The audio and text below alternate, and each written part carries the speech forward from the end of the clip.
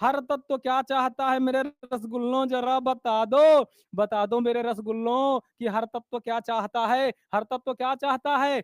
स्थायी होना। वो कैसे होगा बेटवा? कैसे होगा?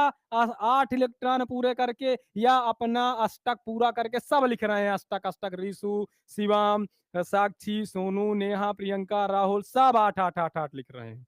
बस समझ गया।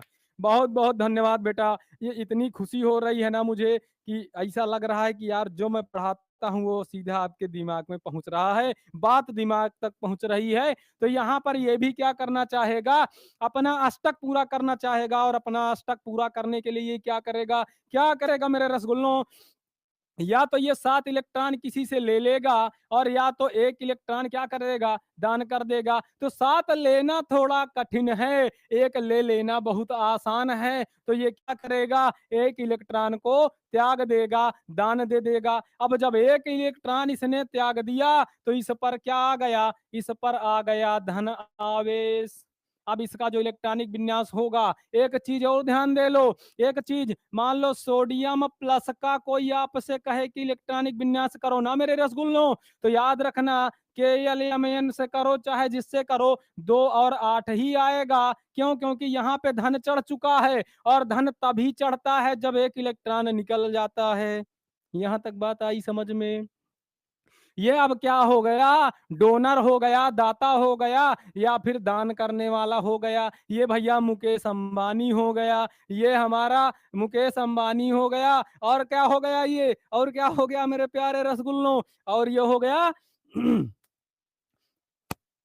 अडानी। अच्छा, कुछ लोग लिख रहे हैं कि अडानी हो गया।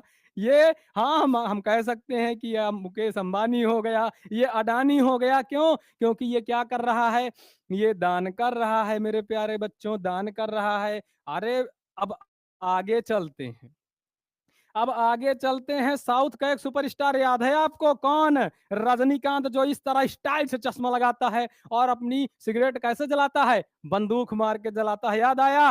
वो बेटा बहुत बड़ा दानी है, आपको पता है। सबसे वो अपने कमाई का एक मोटी रकम, एक बहुत बड़ा हिस्सा दान करता है। तो एक तरह से कह सकते हैं कि ये भी क्या है, रजनीकांत है, क्योंकि ये भी क्या कर रहा है, दान कर रहा है। ठीक है बेटा?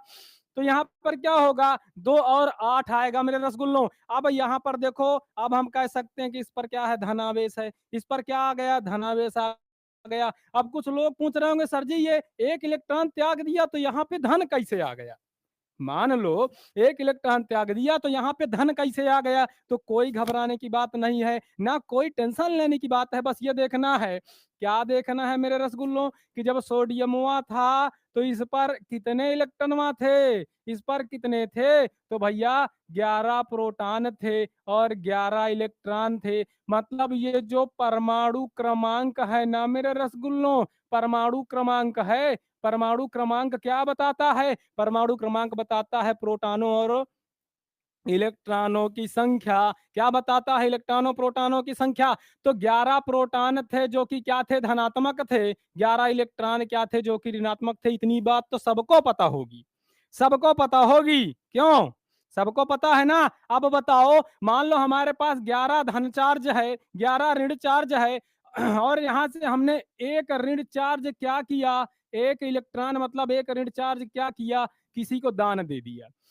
किसी को दान दे दिया तो कितना बचा मेरे रसगुल्लों? यहाँ पर 11 प्रोटॉन तो बचे, क्योंकि प्रोटॉन हमने दान नहीं किया, लेकिन इलेक्ट्रॉन कितना बचा बेटवा? 10 बच गया। अब जब इस 11 से 10 इलेक्ट्रॉन को घटाओगे, क्या आएगा?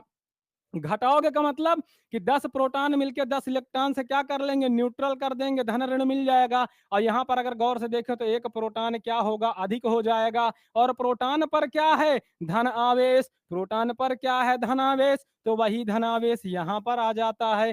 क्या यहाँ तक बात समझ में आई? क्या बोलो वृंदावन बिहारी लाल की जय। यहाँ तक बात समझ में आई क्या? आई क्या?